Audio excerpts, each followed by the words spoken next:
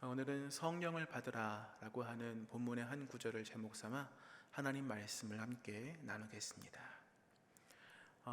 여러분께서는 교회라고 하는 그 단어를 딱 들으셨을 때 가장 먼저 어떠한 생각을 떠올리시나요?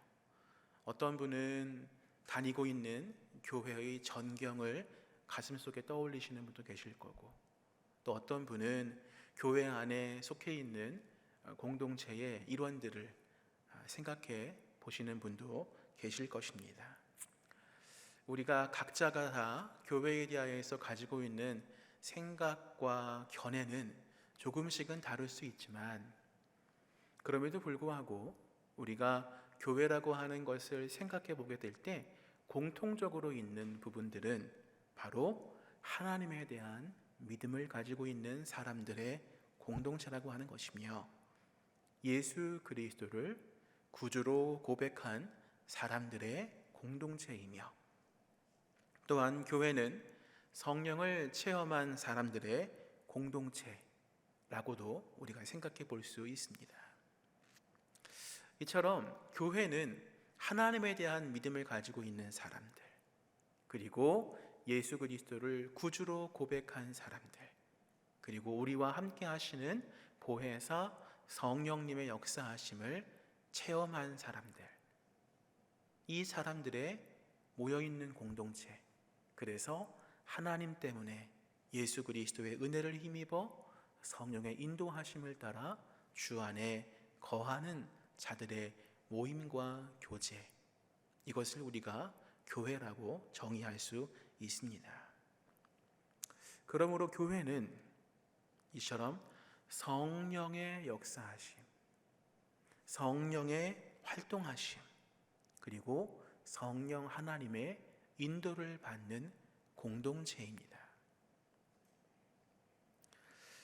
이처럼 우리가 하나님에 대한 믿음, 예수 그리스도를 구주로 고백함, 또 성령의 역사를 체험한다 라고 하는 것은 모두 하나의 지향점을 우리에게 제시하고 있습니다.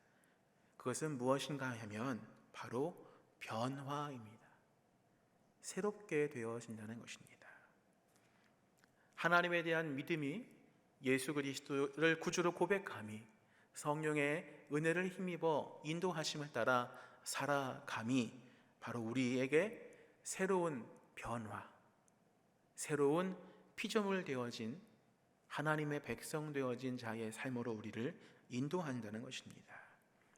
이것에 대하여서 구약의 시편 104편 30절은 이 새로움을 먼저 경험한 자의 고백을 담고 있는데요, 우리 시편 104편 30절 말씀, 여러분 자막을 보시면 위에와 아래가 나누어져 있는데요, 먼저 위에 있는 말씀 개역 개정을 함께 읽어보도록 하겠습니다. 시작. 주의 영을 보내어 그들을 창조하사 지면을 새롭게 하시나이다. 아멘. 이 말씀을 표준 세번역으로 제가 아래에 달아두었습니다. 조금 더 그 의미를 우리가 잘 파악할 수 있을 것 같아서 말씀을 드리는데, 표준 세번역은 이렇게 동일한 본문을 번역합니다. 주께서 주의 영을 불어 넣으시면 그들이 다시 창조됩니다. 주께서는 땅의 모습을 다시 새롭게 하십니다. 성도 여러분, 우리가 성령의 인도하심을 받은 공동체라고 교회를 생각해 본다면, 결국 새롭게 하시는 이 성령의 역사하심을 경험한 사람들과 그 사람들의 공동체가 바로 교회라고 하는 것을 의미한다고 우리가 인식할 수 있습니다. 그리고 이 새로운 삶으로 인도하시고 변화를 경험케 하신 분이 바로 예수 그리스도이십니다. 여러분, 지금 이 자리에 앉아 계시지만 여러분들이 예수 그리스도를 믿기 전 여러분의 삶을 기억하십니까?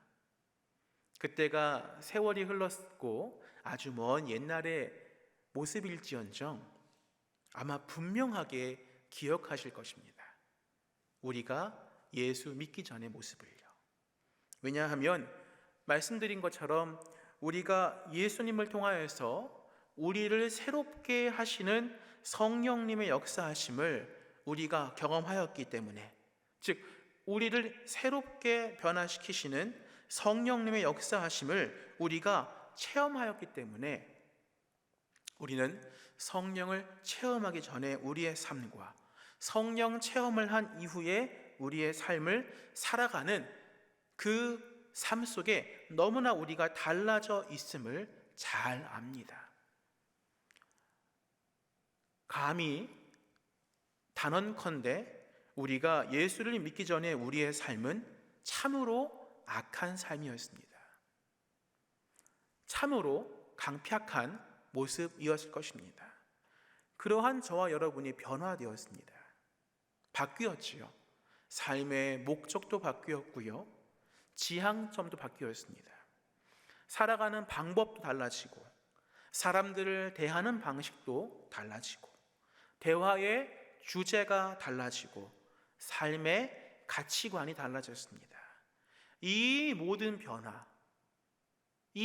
변화가 우리에게 보여지고 있는 것은 예수님께서 우리를 찾아오심으로 시작되었습니다. 여러분, 우리가 이러한 변화를 생각할 수 있는 사람이었겠습니까? 우리 안에 이러한 변화를 가져오게 할 동력과 의지가 있었겠습니까? 아닙니다. 결코 없습니다. 이 변화는 오직 예수 그리스도 안에서만 발현되어지고 경험되어지는 것입니다. 요한복음은 이 변화의 역사가 얼마나 강력한 것인지를 요한복음 서두에서부터 이야기해주고 있습니다. 우리 요한복음 2장을 한번 생각해 보시면, 요한복음 2장의 요한복음 초반부에는요, 가나의 혼인잔치라고 하는 사건이 등장합니다. 이미 익히 알고 계시는 내용이시니까 굳이 설명을 드리지는 않겠습니다만, 이 가나의 혼인잔치를 배경으로 예수님의 공생의 사역의 첫 기적과 이적이 펼쳐지는 이야기를 요한복음은 담고 있는데요, 그 가나의 혼인잔치라고 하는 그 배경과 환경을 우리가 조금 생각해 보면 좋겠습니다. 여러분, 우리가 결혼이라고 하는 것, 우리의 삶 속에서 자주 경험합니다. 여기서의 자주 경험은 당사자가 아니라 축하하는 자로서 많이 경험하게 되어지죠. 보통 우리가 한 1년에 한 두세 번, 세네 번 정도, 조금 인맥이 넓으신 분들은 조금 더 많게 결혼식에 참석하여 결혼하는 신랑과 신부를 축하하지요. 함께 기뻐합니다. 그만큼 결혼은 사실은 흔한 일입니다. 하지만 그 결혼의 흔함이 그 결혼의 중요함을 결코 망각하지 못하게 할 만큼, 결혼이라고 하는 것은 당사자인 신랑과 신부에게 너무나 중요한 일입니다. 많은 사람들을 초대한 행사이기 때문에 중요하기도 하고, 큰 재물을 들여서 준비한 행사이기에 중요하기도 합니다. 양가의 가문이 합쳐지는 아주 중요한 순간이기 때문에 귀중한 행사이기도 합니다. 하지만 결혼이 중요한 가장 큰 이유는 무엇입니까? 신랑과 신부가 더 이상 따로따로 떨어져 있는 각자의 삶을 살아가는 자리에서 떨어져 나와 이제는 내가 너와 함께 살겠다라고 하는 하나 되어지는 삶을 살겠다라고 하나님과 사람들 앞에서 결혼 예식을 통하여 약속하고 다짐하기 때문에 결혼 예식이 소중하고 귀중합니다. 두 사람이 하나 되어지는 이 변화가 결혼 예식에서 가장 중요한 것이지요. 제가 결혼을 앞두었을 때 제게 결혼에 대해서 소중한 말씀을 해주신 선배분이 계셨습니다. 그 선배는 결혼에 대해서 이렇게 말씀해 주셨는데, 지금까지 제 이 마음에 자리하고 있는 이야기입니다. 그 이야기는 이런 것입니다. 지금껏 30년 가까이 따로따로 살아온 두 남녀가 결혼이라고 하는 반나절도 안 되는 그 짧은 시간을 경험하였다고 하여서 즉각적으로 한 마음을 품고 하나 되어지는 삶의 양식을 가지고 살아갈 수 있겠는가? 30년 가까이 따로 살아왔기에 앞으로 하나 되어지는 데에도 각자 살아온 시간만큼 시간이 필요할 테니 생각과 삶의 방식이 다르다 하여 실망하거나 분노하는 것이 아니라 그 시간의 흐름에 따른 변화를 경험하면서 살아가면 그게 결혼이고 그게 부부가 하나 되어지는 삶이다 라고 저에게 얘기해 준 선배님의 이야기가 있습니다. 결혼하는 두 남녀에게는 그동안 한 남성으로서, 한 여성으로서 살아왔던 각자의 삶의 방식이 있고요, 모습이 있습니다. 그리고 두 사람은 서로 다른 삶의 방식, 또 태도를 극복하고 함께 살아가야 할 부부로서의 미래와 과제가 함께 있는 것입니다. 서로 사랑하여서 결혼을 하였고 새로운 출발을 했지만 둘이 하나가 되어지는 것은 어려운 것입니다. 결혼을 했지만 각자 자기의 뜻이 살아있고 자기의 방법과 방식으로 살려고 할 때 하루하루가 얼마나 힘들겠습니까?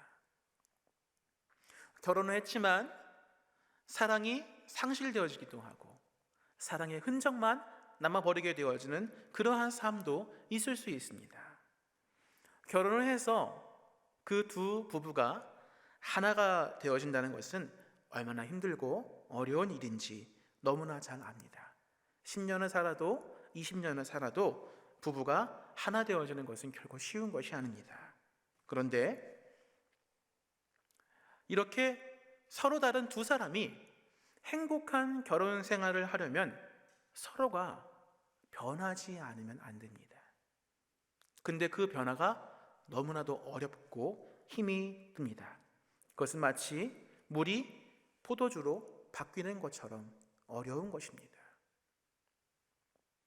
그런데 요한복음은 놀랍게도 요한복음의 서두에서부터 그러한 변화가 가능하다라고 우리에게 알려주고 있습니다. 가나의 혼인잔치는 물이 포도주로 변화했다는 그 기적만을 이야기하는 것이 아니라 그 기적의 이야기를 통하여 예수님의 오심이 예수님을 통하여 예수님과 함께 살아가는 삶을 통하여 진정한 하나님의 사랑을 경험하게 되어진 사람들, 그 사랑의 힘으로 살아가는 사람들은 반드시 변한다, 변할 수 있다라고 하는 것을 일깨워주는 이야기인 것입니다. 신랑과 신부 역시 진실한 사랑을 통하여 변화되어집니다. 두 사람의 변화가 서로에게 삶의 기쁨을 주고 가정의 평화를 갖다 줍니다. 그리고 두 사람의 그러한 하나 되어지는 결혼 생활을 바라보는 모든 사람들에게 큰 기쁨과 행복을 주는 것이지요.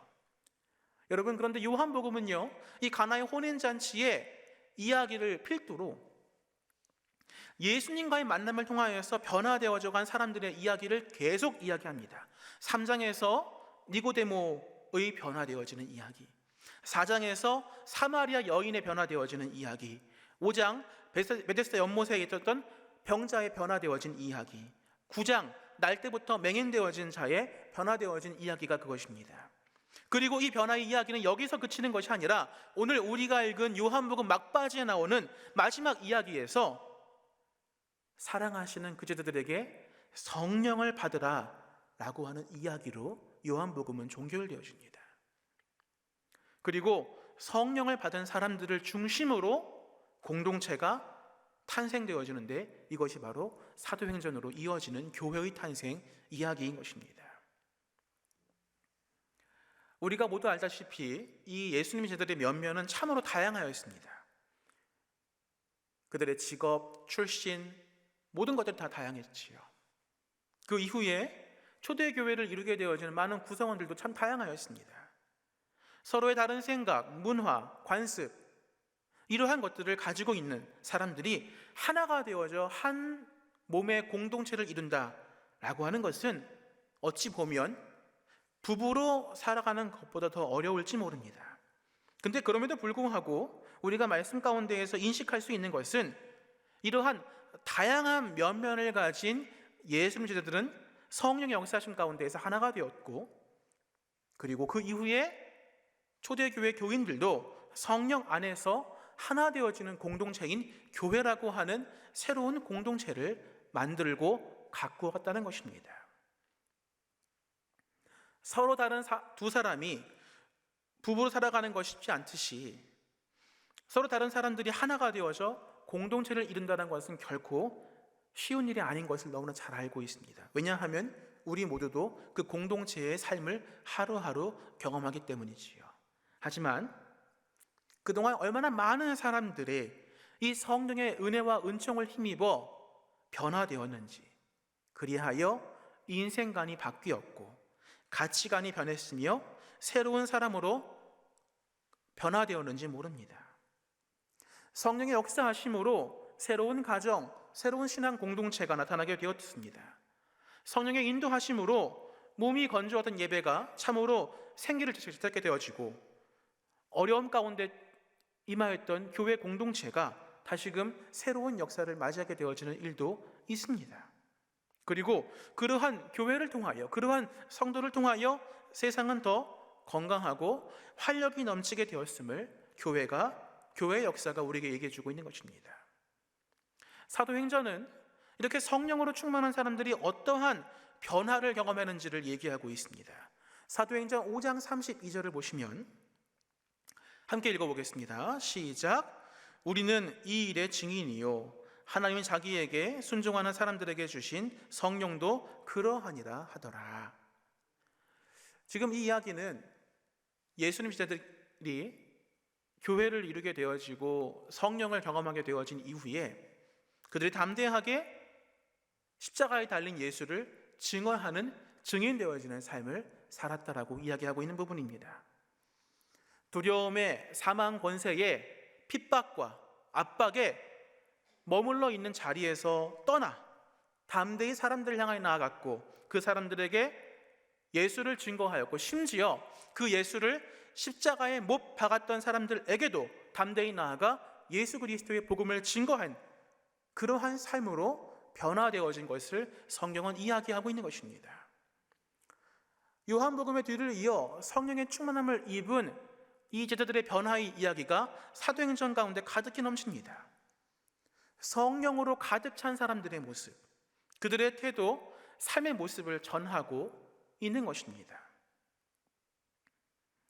이러한 사도행전은 성령 강림 사건 이후에 사람들이 가르침을 듣게 되어지고 서로 도와주었으며 기도하는 일에 전념할 뿐 아니라 이후에 새로운 공동체를 만들었다라고 말합니다. 그 공동체는 시대, 환경, 관습의 한계를 뛰어넘었습니다. 고린도전서 12장 13절에서 바울은 이렇게 말합니다. 우리가 유대인이나 헬라인이나 종이나 자유인이나 다 한 성령으로 세례를 받아 한 몸이 되었고 또 다 한 성령을 마시게 하셨느니라. 아멘. 서로를 구분짓게 하는, 하나 되지 못하게 하는 당시에 신분이 있었고 지역이 있었고 관습이 있었고 심지어 법률과 어떠한 룰들이 있었습니다. 근데 그 모든 한계를 뛰어넘어 역사하시는 성령의 인도하심이 교회 공동체 안에서 어떻게 나타나는지를 발견하게 하는 것. 그러면 이것이 성령의 일하심과 역사하심이며 함께하심의 증거인데 우리가 함께 말씀을 나누며 서두에 교회에 대한 여러 가지의 정의 중 성령의 역사하심과 인도하심을 받는 것이 교회 공동체라고 우리가 정의하였다면, 그리고 우리가 말씀을 통하여서 성령의 역사하심과 인도하심이 교회 역사 가운데에서 어떻게 발현되어 왔는지를 살펴보았으면 우리가 여기에서 꼭 짚고 넘어가야 할 부분이 있습니다. 왜 하나님께서는 이 말씀을 2000년 전 옛 이야기에서 초대교회 안에서 멈추지 아니하시고 오늘을 살아가고 있는 저와 여러분에게 읽히도록 허락하셨는가? 왜 이 이야기를 우리에게 알려주고 계시는가? 이것은 이 성령의 함께 하시는 역사가 아주 오래전에 있었던 하나의 사건이 아니라 오늘을 살고 있는 저와 여러분의 삶 가운데에도 우리 교회 공동체에서도 발견되어지기를 하나님께서 원하시고 계시다라고 하는 것을 우리가 인식하지 않을 수 없다는 것입니다. 그러하면 성령의 인도하심을 받은 교회와 공동체, 성도가 구체적으로 어떠한 모습으로 성령의 인도하심을 나타내고 증거할 수 있을까요? 자, 이제 우리 오늘 본문 말씀으로 돌아오도록 하겠습니다. 요한복음 20장 19절부터 23절에 성령을 허락하시는 그 예수님의 이야기의 배경은 두려움에 떨고 있는 제자들의 모습이었습니다. 그러하겠지요. 예수님은 십자가에 달려 죽으셨고 그 예수를 따르던 사람들을 다 찾고 있었으니까요. 그런데 두려움에 떨고 있는 그 제자들에게 부활하신 주님께서 찾아오십니다. 여러분, 이미 거기에 있었던 사람들은 다 도망친 자들이었습니다. 두려움 때문에 예수님께서 십자가를 지실 때 그 자리에 도망친 자들이었습니다. 3년간에 예수님께서 함께 하시고 가르치셨던 그 이야기들, 복음들, 기적들, 이적들, 이 모든 것들이 그들의 삶의 두려움과 의심, 염려와 욕망 앞에 그 힘을 잃는 것처럼 도망친 자들이었습니다. 근데 그럼에도 불구하고 예수님은 그들을 찾아오십니다. 두려움 때문에 십자가를 등지고 떠났던, 의심 때문에 부활의 주님을 앞에 두고도 믿음을 갖지 못하였던, 그래서 주님께서는 더 나은 사람들을 찾아가실 수도 있으실 터인데, 더 가능성이 있는 자들, 더 굳건한 믿음을 가지고 예수님께 쓰임받게 되어질 사람들을 찾을 수도 있으실 터인데, 놀랍게도 주님은 더 나은 사람을 찾으시는 것이 아니라 두려움 가운데 있는 그들, 어려움 가운데 있는 그들, 좌절과 낭만 가운데 있는 그들을 찾아가시고 그들을 포기하지 아니하시는 주님의 모습을 우리가 발견할 수 있습니다. 그러면 주님께서 그들을 찾아오셨다, 포기하지 아니하셨다라고 하는 것에는 어떠한 의미가 있습니까? 그들을 향한 주님의 사랑에 담겨 있습니다. 물러설지언정, 도망칠지언정, 두려움에 사로잡혀 아무것도 하지 못할지언정, 그들이 그럼에도 불구하고 예수 그리스도 안에서 성령의 인도하심을 따라 변화될 수 있음을 주님께서는 소망으로 그들을 바라보셨고 그들을 찾아오셨고 그들에게 성령을 받으라고 선물로 성령을 허락하신 것입니다. 사랑하는 성도 여러분, 저와 여러분이 주님의 눈에 이러한 자로 비침 받았기에 우리가 감히 꿈꿀 수 없는 성령의 인도하심을 은총과 은혜로 받아 누리게 된 것입니다. 우리 안에 우리가 이렇게 예수 그리스도를 믿는 믿음을 가질 만한 이유가 어디 있겠습니까? 우리 안에는 예수를 알 만한 지식도, 예수를 믿을 만한 믿음도 아무것도 없습니다. 그러나 주님께서 우리를 사랑하시기에 우리의 약함과 부족함과 의심과 세상의 정욕과 욕망에 사로잡혀 있음에도 불구하고 그러한 우리를 주님께서 찾아오셔서 우리에게 성령을 선물로 주셔서 그 성령을 통하여 우리를 새로운 그리스도의 자녀, 백성, 성령의 충만하심을 입은 자로 우리를 변화시키고 다듬어 가시는 은혜가 우리에게 임하였음을 우리가 지금 이 자리에서 우리의 삶을 통하여 주님께 증거하고 나타내고 있는 것입니다.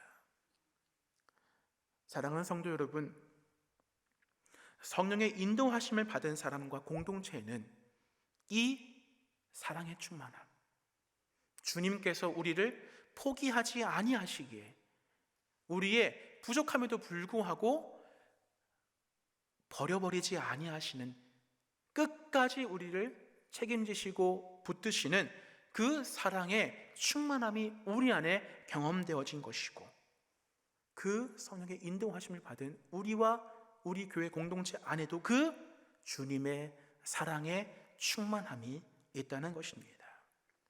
이 사랑의 충만함을 가지고, 이 성령의 충만함을 통하여 우리가 우리의 시야와 우리의 눈으로 우리의 이웃과 세상을 바라보는 것이 아니라 주님께서 우리를 바라보시고 주님께서 우리를 인지하신 것처럼 우리도 주님의 마음과 주님의 눈으로 사람들을 바라보고 세상을 바라보게 되어질 때에 성령의 충만함을 입은 자의 삶으로 나아갈 수 있다는 것입니다. 그러하기에 사도 바울은 고린도 교회를 향하여 이렇게 말합니다. 가장 큰 은혜의 선물이 무엇이다? 사랑이다. 방언이 있어도 천사의 말을 할지언정 사랑이 없으면 그저 울리는 꽹과리에 불과하다. 산을 옮길 만한 믿음이 있고 엄청난 지식이 있어도 사랑이 그 안에 없으면 그것은 아무것도 아니다라고 말씀하고 있는 것입니다. 사랑이 없는 신앙은 광신이며 사랑이 없는 열정이 얼마나 많은 사람들을 힘들게 하는지 모르는 것입니다. 그러므로 우리는 성령의 은총으로 사랑이 우리 안에 충만하도록 간구해야 합니다. 그러나 그 사랑은 우리의 사랑이 아니라, 우리의 인격이 아니라 우리가 예수 안에 경험한 사랑, 우리가 예수 안에 성령의 인도하심을 입어 먼저 받은 그 주님의 사랑을 가지고 충만하게 사랑이 넘치는 삶을 살아 우리 성령 충만한 믿음의 권속들이 사랑으로 변화되어지감을 증거하고, 그러한 공동체인 우리 교회가 사랑의 충만함으로 흘러 넘치는 사랑을 증거하는 교회가 되어져야 하는 것입니다. 모든 사람들은 하나님의 사랑을 받기 위해서 교회를 찾아옵니다. 교회는 먼저 사랑을 받은 저와 여러분이 그 사랑을 나누어 주는 곳인 것입니다. 내가 받은 하나님의 사랑, 내가 받은 하나님의 은총을 나누어 줄 아는 교회가 건강한 교회, 성령 충만한 교회인 것입니다. 우리가 무엇으로 성령 받은 자임을 증거할 수 있는가? 주님의 우리를 향하신 그 사랑의 모습을 우리의 삶 속에 담아낼 수 있으며 충만히 흘러 넘치도록 주님의 사랑을 우리의 인격과 우리의 양심과 우리의 도덕과 우리의 모든 것을 뛰어넘어 우리가 살고 있는 세상 가운데 증거할 수 있는 이 성령의 충만함이 저와 여러분의 삶 가운데 임하시기를 주의 이름으로 축원드립니다. 아울러 주님께서 이 성령을 주시면서 허락하신 또 하나의 은총이 있습니다. 그것은 바로 무엇입니까? 평강입니다. 이 평강은 바로 샬롬이지요. 여러분, 두려움에 떨고 있습니다. 염려하고 있습니다. 두려움과 염려의 모습과 주님께서 말씀하시는 평강은 사실 어울리지 아니하는 모습일지 모릅니다. 그러나 주님께서 그들과 함께 하실 때 참된 평강, 샬롬의 임함을 약속하셨습니다. 성령 충만한 사람들에겐 바로 이 평강, 샬롬이 나타나게 되어지는 것입니다. 사랑하는 성도 여러분, 이 자리에 계신 분들 가운데에는 주님의 평강이 필요한 분도 계실 것입니다.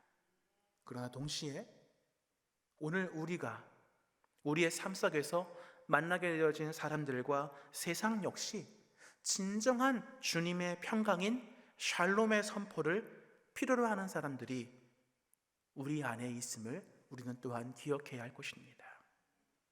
주님의 평강, 그 샬롬이 우리에게 임하고 주님의 평강을 세상과 이웃에게 전하기 위하여 성령 충만한 믿음의 삶을 살아가시는 은혜가 저와 여러분의 것이 될 수 있기를 주님의 이름으로 축원드립니다. 함께 이 시간 말씀의 의지와 함께 찬양하겠습니다. 함께 이 시간 우리 찬양할 때 평안을 너에게 주노라, 사랑을 너에게 주노라. 성령 충만한 자의 이 두 가지의 평안과 사랑을 주님께 받은 것처럼 주님께서 주신 그 평안과 사랑을 우리의 세상 가운데, 우리의 이웃에게, 우리의 지체에게 넘치도록 주기를 사모하는 마음으로 이 시간 함께 찬송으로 그 은혜를 고백할 수 있기를 바랍니다.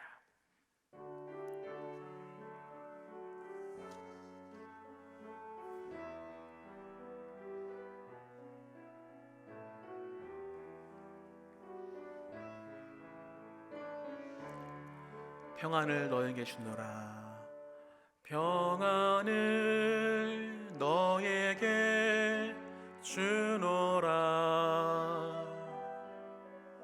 세상이 줄 수 없는, 세상이 알 수도 없는 평안, 평안, 평안, 평안을 내게 주노라. 사랑을 너에게 주노라, 사랑을 너에게 주노라. 세상이 줄 수 없는, 세상이 알 수도 없는 사랑, 사랑,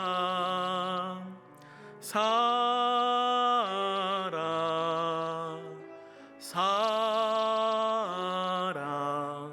사랑을 내게 주노. 평안을 너에게 주노라, 평안을 너에게 주노라.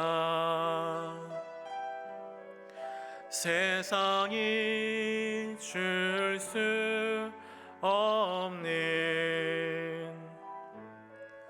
세상이 알 수도 없는 평안, 평안,